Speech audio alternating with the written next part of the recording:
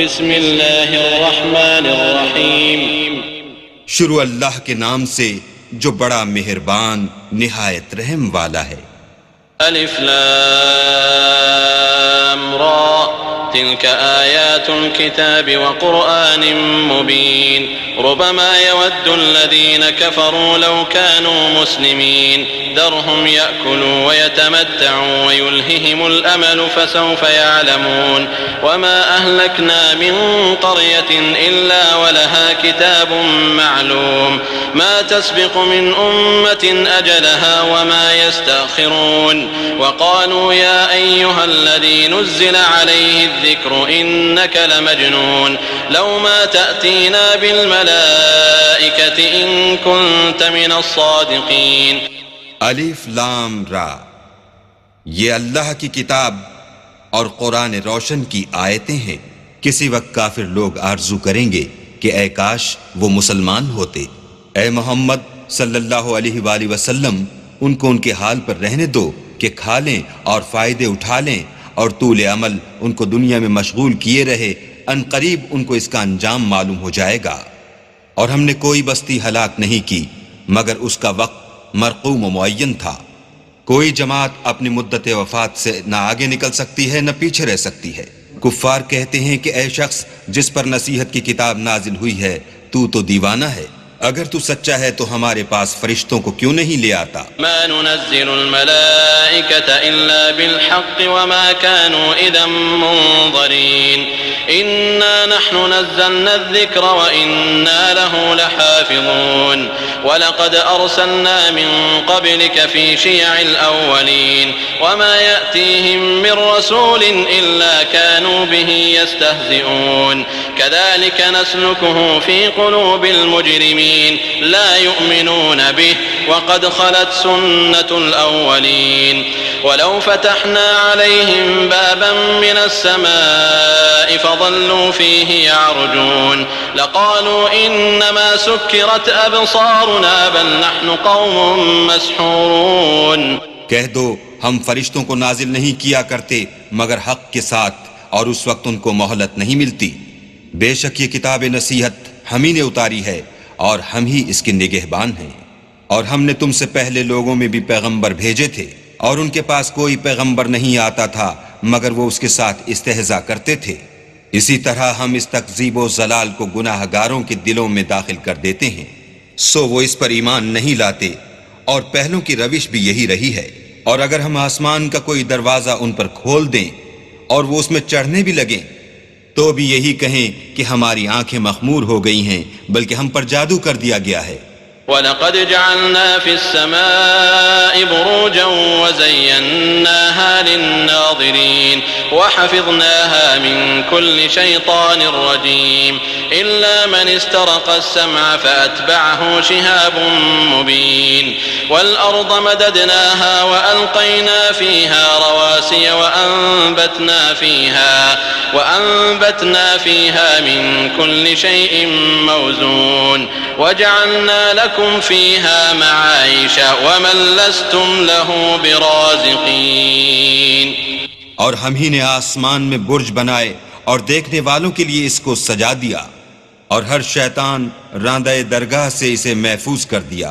ہاں اگر کوئی چوری سے سننا چاہے تو چمکتا ہوا انگارہ اس کے پیچھے لپکتا ہے۔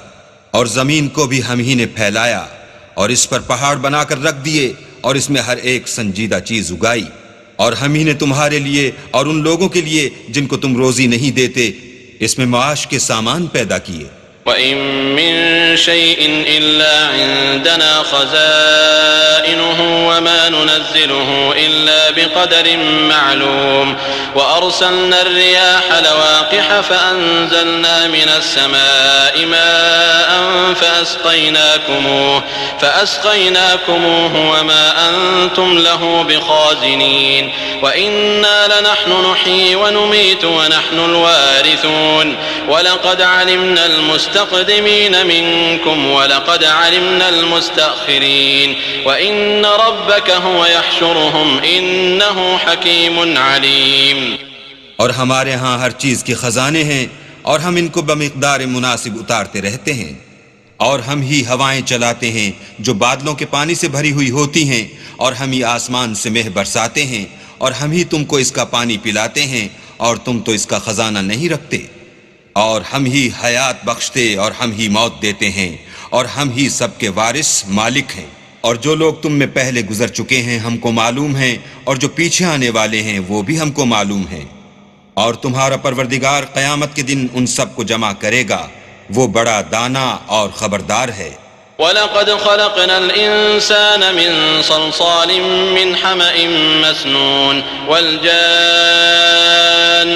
خَلَقْنَاهُ مِنْ قَبْلُ مِنْ نَارِ السَّمُومِ وَإِذْ قَالَ رَبُّكَ لِلْمَلَائِكَةِ إِنِّي خَالِقٌ بَشَرًا مِّن صَلْصَالٍ مِّنْ حَمَإٍ مَّسْنُونٍ فَإِذَا سَوَّيْتُهُ وَنَفَخْتُ فِيهِ مِنْ رُوحِي فَقَعُوا لَهُ سَاجِدِينَ فَسَجَدَ الملائكة كلهم أجمعون إلا إبليس أبى أن يكون مع الساجدين قال يا إبليس ما لك ألا تكون مع الساجدين قال لم أكن لأسجد لبشر خلقته من صلصال من حمأ مسنون قال فاخرج منها فإنك رجيم وإن عليك اللعنة إلى يوم الدين۔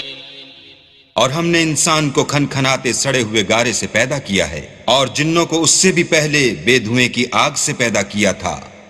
اور جب تمہارے پروردگار نے فرشتوں سے فرمایا کہ میں کھن کھناتے سڑے ہوئے گارے سے ایک بشر بنانے والا ہوں، جب اس کو صورت انسانیہ میں درست کر لوں اور اس میں اپنی بے بہا چیز یعنی روح پھونک دوں تو اس کے آگے سجدے میں گر پڑنا۔ تو فرشتے تو سب کے سب سجدے میں گر پڑے مگر شیطان کہ اس نے سجدہ کرنے والوں کے ساتھ ہونے سے انکار کیا۔ اللہ نے فرمایا کہ ابلیس تجھے کیا ہوا ہے کہ تو سجدہ کرنے والوں میں شامل نہ ہوا؟ اس نے کہا میں ایسا نہیں ہوں کہ انسان کو جس کو تو نے کھن کھناتے سڑے ہوئے گارے سے بنایا ہے سجدہ کروں۔ اللہ نے فرمایا یہاں سے نکل جا، تو مردود ہے اور تجھ پر قیامت کے دن تک لعنت برسے گی۔ قال رب فأنظرني إلى يوم يبعثون قال فإنك من المنظرين إلى يوم الوقت المعلوم۔ اس نے کہا کہ پروردگار مجھے اس دن تک مہلت دے جب لوگ مرنے کے بعد زندہ کیے جائیں گے۔ فرمایا کہ تجھے مہلت دی جاتی ہے وقت مقرر یعنی قیامت کے دن تک۔ قال رب بما أغويتني لأزينن لهم في الأرض ولأغوينهم أجمعين إلا عبادك منهم المخلصين قال هذا صراط علي مستقيم إن عبادي ليس لك عليهم سلطان إلا من اتبعك من الغاوين وإن جهنم لموعدهم أجمعين لها 7 أبواب لكل باب منهم جزء مقسوم۔ اس نے کہا کہ پروردگار جیسا تو نے مجھے رستے سے الگ کیا ہے میں بھی زمین میں لوگوں کے لیے گناہوں کو آراستہ کر دکھاؤں گا اور سب کو بہکاؤں گا۔ ہاں ان میں جو تیرے مخلص بندے ہیں ان پر قابو چلنا مشکل ہے۔ اللہ نے فرمایا کہ مجھ تک پہنچنے کا یہی سیدھا رستہ ہے۔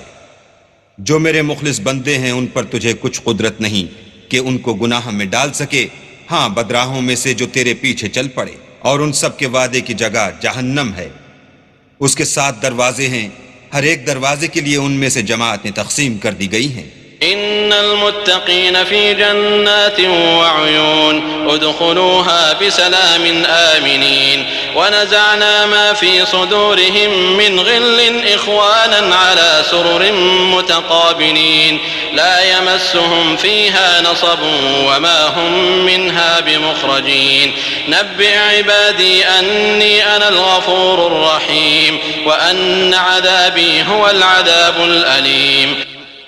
جو متقی ہیں وہ باغوں اور چشموں میں ہوں گے، ان سے کہا جائے گا کہ ان میں سلامتی اور خاطر جمع سے داخل ہو جاؤ، اور ان کے دلوں میں جو کدورت ہوگی ان کو ہم نکال کر صاف کر دیں گے، گویا بھائی بھائی تختوں پر ایک دوسرے کے سامنے بیٹھے ہوئے ہیں، نہ ان کو وہاں کوئی تکلیف پہنچے گی اور نہ وہ وہاں سے نکالے جائیں گے۔ اے پیغمبر میرے بندوں کو بتا دو کہ میں بڑا بخشنے والا اور مہربان ہوں، اور یہ کہ میرا عذاب بھی درد دینے والا عذاب ہے۔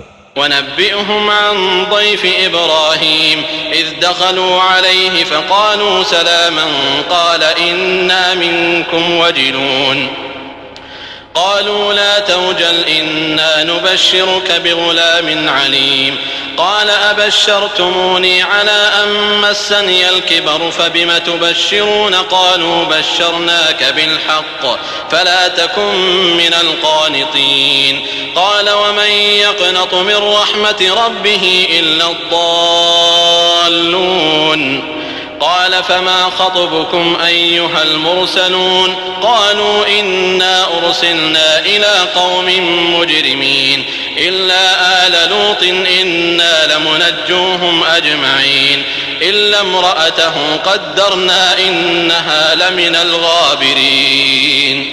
اور ان کو ابراہیم کے مہمانوں کا احوال سنا دو. جب وہ ابراہیم کے پاس آئے تو سلام کہا. انہوں نے کہا کہ ہمیں تو تم سے ڈر لگتا ہے. مہمانوں نے کہا کہ ڈریے نہیں، ہم آپ کو ایک دانش مند لڑکے کی خوشخبری دیتے ہیں. وہ بولے کہ جب مجھے بڑھاپے نے آ پکڑا تو تم خوشخبری دینے لگے، اب کاہے کی خوشخبری دیتے ہو؟ انہوں نے کہا کہ ہم آپ کو سچی خوشخبری دیتے ہیں، آپ مایوس نہ ہوجئے. ابراہیم نے کہا کہ اللہ کی رحمت سے میں مایوس کیوں ہونے لگا؟ اس سے مایوس ہونا گمراہوں کا کام ہے. پھر کہنے لگے کہ فرشتوں تمہیں اور کیا کام ہے؟